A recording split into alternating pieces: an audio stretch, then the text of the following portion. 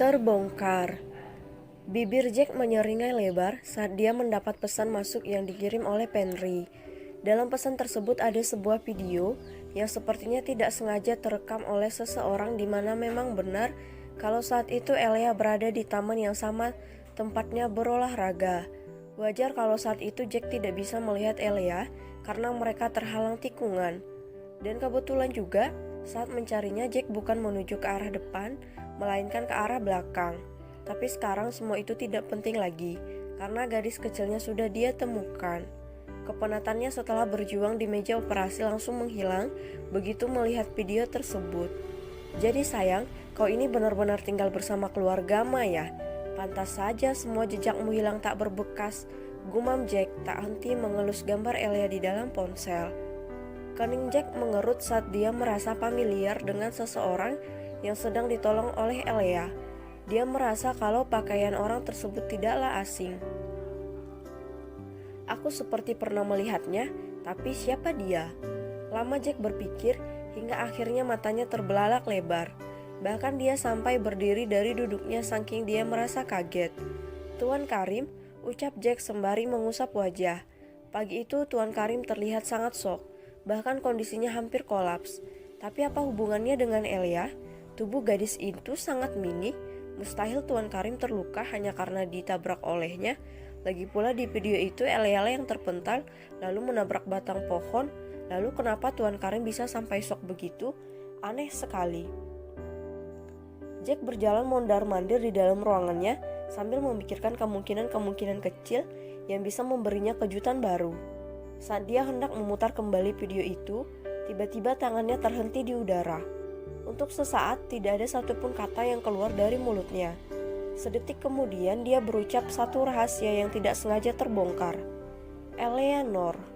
Elia. Kedua nama ini tidak mungkin hanya sebuah kebetulan saja, bukan?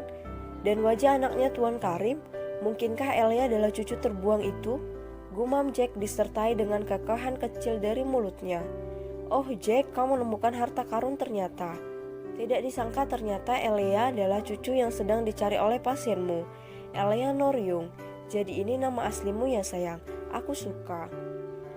Saat Jack sedang bersuka cita dengan hasil temuannya yang sangat luar biasa, seseorang mengetuk pintu ruangannya. Jack lalu meminta orang tersebut untuk masuk ke dalam. Ada apa? Tanya Jack pada perawat. Maaf Dr. Jackson, Tuan Karim ingin berbicara dengan Anda. Jack tersenyum samar. Dia lalu menganggukkan kepala. Baiklah, sebentar lagi aku akan segera ke sana. Kau kembalilah bekerja. Baik dokter. Sepeninggalan perawat tersebut, Jack mulai memilah kata yang tepat untuk mencari tahu lebih banyak tentang Elia dari Tuan Karim. Sebenarnya dia bisa saja langsung membunuh kakek tua yang telah menyakiti calon ratunya. Namun niat itu dia urungkan karena Jack merasa kalau suatu saat kakek tua itu akan sangat berguna untuknya bila merebut Elia dari tangan keluarga Ma. Mari Jack, kita temui kakek tua itu. Kita lihat apakah dia akan membahas tentang pertemuannya dengan Elia atau tidak. Sambil bersiul kecil, Jack akhirnya keluar dari ruangannya dan berjalan menuju ruangan Tuan Karim. Saat dia hendak masuk, dia berpapasan dengan wanita yang juga cucu dari kakek tua tersebut. Selamat siang dokter, kakekku ingin bertemu denganmu. Sapa Patricia sedikit cetus. Saya tahu Nona, perawat sudah mengabari saya barusan, sahut Jack datar. Sorot mata Jack mendingin. Dia bisa merasakan kalau wanita ini seperti sedang memendam kemarahan. Tak ingin membuat pasiennya menunggu, Jack bergegas masuk kemudian menghampiri Tuan Karim yang sedang termenung di ranjangnya. Tuan Karim, Anda mencari saya? Karim menghela napas panjang, kemudian mengangguk. Cucuku, aku menemukannya. Jack pura-pura terkejut mendengarnya, lalu mulailah dia mencecar si kakek tua ini. Benarkah? Kalau begitu selamat Tuan Karim, akhirnya Anda berhasil menemukan Nona Eleanor. Tapi Jack, apa aku masih pantas untuk mengajaknya pulang dan meminta maaf atas dosa-dosa yang telah aku lakukan dulu? Eleanor, dia terlihat baik-baik saja dengan hidupnya. Wajahnya sangat bersinar dan tubuhnya begitu terawat. Mungkinkah dia sudah menemukan kebahagiaannya? Ucap Karim bertanya-tanya. Kau benar kakek tua, cucu yang kau sia-siakan kini hidup bersama dengan keluarga yang statusnya sangat dihormati.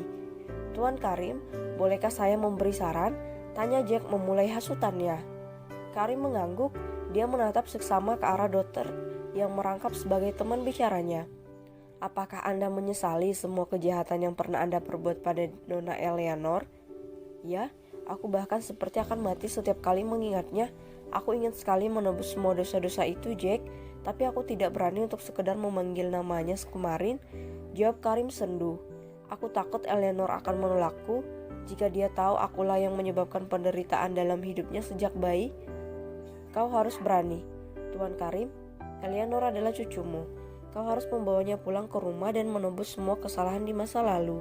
Saya yakin Nona Eleanor pasti akan memberikan maaf untuk Anda, imbu Jack penuh maksud. Iya, di sini Jack berusaha memanfaatkan Tuan Karim untuk merebut Elia dari keluarga Ma. Karena dengan begini, Jack tidak harus merasa khawatir berurusan dengan keluarga itu. Ibarat kata, dia mendapat keuntungan tanpa harus mengotori tangannya sendiri. Jika Elia berhasil kembali ke keluarganya, maka Jack akan lebih mudah untuk mendapatkannya. Keluarga Young tidak seberbahaya keluarga Ma. Lalu bagaimana dengan putraku? Dia pasti akan sangat murka jika tahu kalau aku sengaja membuang Eleanor dan berkata bohong kalau anaknya sudah meninggal. Aku sangat takut putraku akan membenciku, Jack. Tolong beritahu apa yang harus aku lakukan untuk menghadapi kemarahannya nanti, tanya Karim gelisah. Rahang Jack mengetat. Rasanya ingin sekali dia memenggal kepala kakek tua ini yang ternyata cukup sulit untuk diperdayai. Namun Jack tak mau menyerah begitu saja. Apapun caranya dia harus tetap membuat Karim mau mengambil Elia dari genggaman keluarga itu. Dia sudah tidak sabar untuk segera memboyong ratunya pulang ke dalam sangkar emas yang sudah lama dia persiapkan. Tuan Karim, dengan membawa Nona Eleanor kembali, saya rasa itu sudah cukup untuk menebus rasa bersalah Anda. Saya yakin putra Anda pasti akan mengerti jika Anda benar-benar tulus meminta maaf padanya. Saya sarankan Anda untuk secepatnya bicara jujur pada Tuan Brian. Dengan begitu, kalian bisa bekerja sama mencari keberadaan Nona Eleanor, ucap Jack memberi semangat. Apakah tidak apa-apa jika seperti itu, Jack? Tanya Karim ragu. Percaya saja Tuan Karim, mungkin ini adalah karma yang harus Anda tuai setelah menebar benih dosa dalam rumah tangga Tuan Brian. Tidak apa-apa, setidaknya Anda masih diberi waktu untuk menebus semua itu. Ingat Tuan Karim, tidak semua orang mempunyai kesempatan kedua seperti Anda. Maka dari itu gunakanlah kesempatan ini dengan sebaik-baiknya, jawab Jack. Semangat di diri Karim kembali naik setelah dia mendapat wejangan dari Jack. Dia seperti menemukan jalan terang setelah terjebak dalam labirin tiada akhir. Cucunya, apapun yang terjadi dia akan membawanya pulang ke rumah. Dan untuk amarah Brian, Karim memilih untuk pasrah saja. Toh ini terjadi juga karena ulahnya sendiri. Jadi mau tidak mau dia harus menerima kebencian putranya dengan lapang dada. Jadi Jack, dari mana aku harus memulai semua ini? Tanya Karim sambil menarik napas panjang. Mulailah dari bicara jujur pada putra Anda, Tuan Karim, jawab Jack lega. Akhirnya berhasil juga dia aku perdayai. Hahaha, sebentar lagi aku akan segera mendapatkanmu Eleanor sayang. Tunggulah sayang, secepatnya kita akan tinggal bersama di istanaku. Kalau begitu urus kepulanganku sekarang juga. Aku tidak mau menundanya lagi, Jack, perintah Karim menggebu-gebu. Jack mengangguk, dia tentu saja yang paling bersemangat di sini. Jack bahkan melupakan fakta kalau kondisi kakek tua ini masih belum stabil. Akan sangat berisiko jika serangan jantung itu kembali datang. Tanpa Jack dan Karim sadari, dari balik pintu Patricia sedang berdiri mematung begitu tahu kalau kakeknya telah menemukan Elia. Setelah tersadar dari keterkejutannya, Patricia dengan langkah cepat pergi meninggalkan rumah sakit. Dia harus bertindak lebih dulu sebelum kakeknya benar-benar membawa parasit itu pulang ke rumah.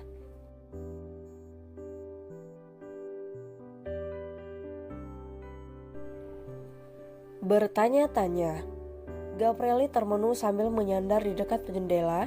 Hatinya gelisah memikirkan percakapan dengan ibunya barusan. Apakah benar dengan mengorbankan Elia demi memancing bajingan itu keluar? Tidakkah ini terlalu berisiko untuk kondisi mentalnya? Gumam Gabrieli. Saat Gabrieli hendak pulang ke rumah untuk makan siang, tiba-tiba saja ibunya datang lalu mengatakan sesuatu yang langsung membuatnya terdiam kaku.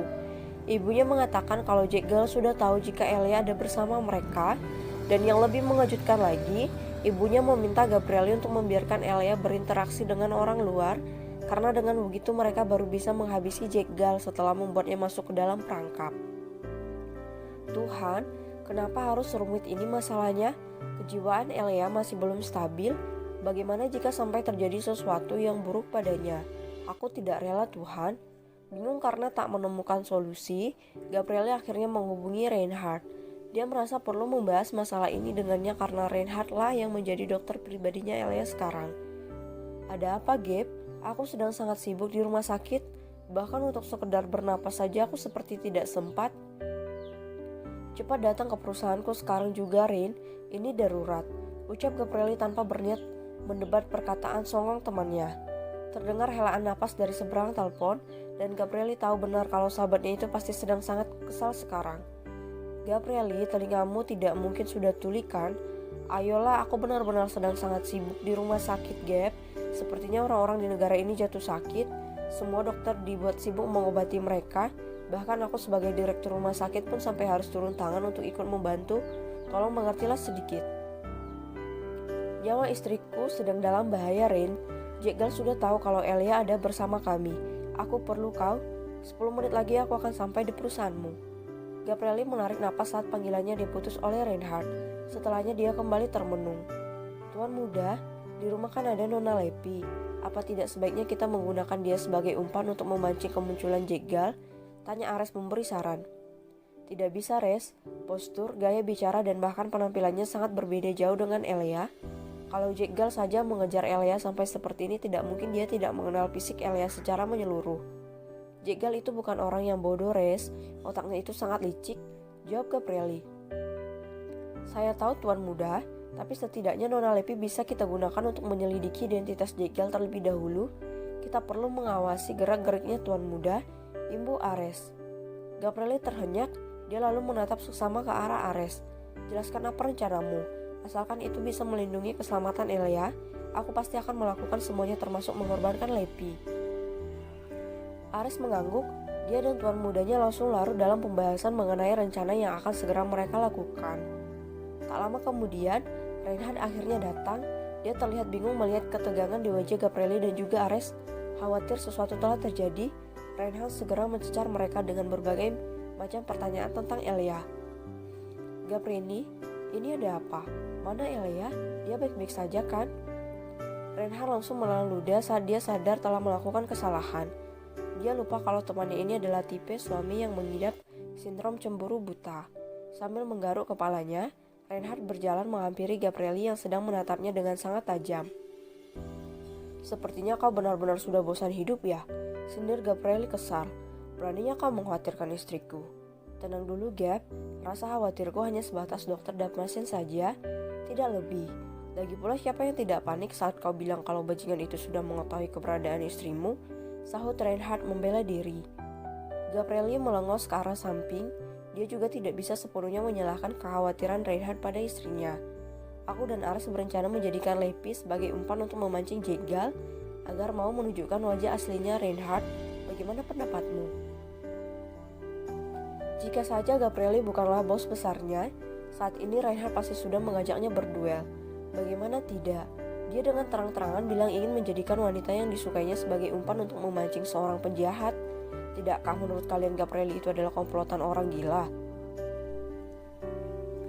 Kondisikan ekspresimu, Rein. Aku bukan ingin mengirim Lepi ke neraka, hanya sedikit menggunakan jasanya saja, tidak lebih, ucap Gabrieli menghibur kemarahan sahabatnya. Dengan sengaja mengirimnya ke mulut buaya begitu, sahut Reinhard sinis. Mungkin, jawab Gabrieli acuh. Tenanglah, aku tidak akan mungkin membiarkannya mati sia-sia. Lepi itu tipe orang yang tidak bisa punah dengan mudah. Akan sangat sulit bahkan untuk sekedar mendaur ulang tulang berulangnya. Brengsek, kau bicara yang benar. Amuk Reinhard tak terima. Gabrieli terkekeh, sedikit terhibur setelah membuat sahabatnya merasa frustasi. Aku dan Ares berencana mengecoh Jegal dengan meminta Lepi berpenampilan sama persis seperti istriku. Dan saat Jegal mulai terfokus mengejar Elia, dia akan masuk mengambil peran untuk menggantikannya melarikan diri. Dengan begitu Jegal tidak akan sadar kalau kami sedang mencoba membongkar identitas aslinya. Tapi Gabe, Bagaimana nanti kalau Lepi sampai tertangkap kemudian Jegal mengamuk karena merasa tertipu? Aku khawatir dia juga akan memenggal kepalanya seperti yang dilakukan pada orang yang dibunuhnya. Tanya Reinhard gelisah. Aku tidak mau gagal lagi, Gabe. Bagaimana kalau aku menjadi perjaka tua jika pendekatan kali ini kembali kacau? Tolong mengertilah sedikit pada kebutuhanku. Ares dan Gabrieli sama-sama memutar bola mata mereka jengah mendengar curahan hati Reinhard. Dalam suasana genting seperti ini bisa-bisanya dia memikirkan statusnya yang selalu melajang. Sungguh teman tak berakhlak. Ya Reinhard, dengan statusmu sebagai satu-satunya direktur seluruh rumah sakit milik Grukma, masa iya tidak ada satupun wanita yang mau denganmu? Dan juga Lepi dia belum tentu bersedia menjadi kekasihmu. Jadi berhentilah menghayal dan mengatakan hal-hal menjijikkan seperti tadi. Tubuhku bisa alergi mendengarnya, eji Gabrieli dengan sengaja. Kau benar-benar kejam Gabrieli, sama sekali tidak punya hati nurani. Sungguh Reinhard. Gabrieli terkekeh, diamlah, tidak perlu memprotes perkataanku. Setelah masalah ini beres, kita semua akan pergi liburan.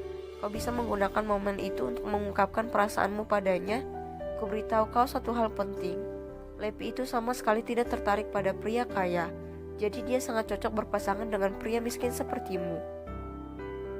Meskipun perkataan Gabrieli sangat menusuk hatinya, nyatanya Reinhard tidak bisa mengelak dari ejekan itu. Dia malah terlihat begitu gembira setelah tahu kalau Gabrieli akan mengajaknya berlibur, sekaligus membuka peluang untuk bisa lebih dekat dengan wanita pujaannya. Baiklah, aku menurut saja. Dan mengenai rencana kalian kapan itu akan dilakukan? Apa ini juga akan menjadi shock terapi kedua untuk Elia? Tanya Reinhard semangat. Reinhard, bisakah kamu memberitahuku bagaimana perkembangan mental Elia setelah kejadian di taman kemarin? Kau masih belum memberi laporan apapun padaku? Tanya Gabrieli sambil memicingkan mata. Untuk sesaat Reinhard terdiam. Dia sedikit ragu untuk memberitahu Gabrieli tentang kondisi istrinya. Gabrieli, ada apa? Jika aku bilang istrimu baik-baik saja, apa kau akan percaya? Tanya Reinhard hati-hati. Kening Gabrieli mengernyit. Dia lalu menatap lekat ke arah Reinhard yang gelagatnya sedikit aneh. Jangan bicara sembarangan, Rein. Kau yang bilang sendiri kalau kejiwaan Elia itu bermasalah. Bagaimana bisa dia membaik hanya dengan satu kali shock terapi? Itu sangat mustahil, Reinhard. Jawab Gabrieli menolak untuk percaya. Aku tahu ini terdengar mustahil, Gabe. Meskipun aku sudah memikirkan hal itu berulang kali, tetap saja aku tidak menemukan jawabannya. Elia terlihat biasa saja saat aku mengobati luka di kaki dan keningnya. Dia malah menunjukkan satu emosi yang sebelumnya tidak pernah aku lihat. Sayang, saat itu kau tidak ada di sana. Kau pasti akan sama kagetnya sepertiku jika melihatnya secara langsung. Ucap Reinhard berusaha meyakinkan. Tubuh Gabrieli menegang. Ceritakan semua padaku dan jangan sampai ada yang terlewat. Reinhard mengangguk. Dia lalu menceritakan semua keanehan yang dia lihat di diri Elia pasca kejadian di taman. Sementara Gabrieli, dia terdiam bingung dan mulai bertanya-tanya. Ada apakah dengan istrinya? Siapa Elia sebenarnya?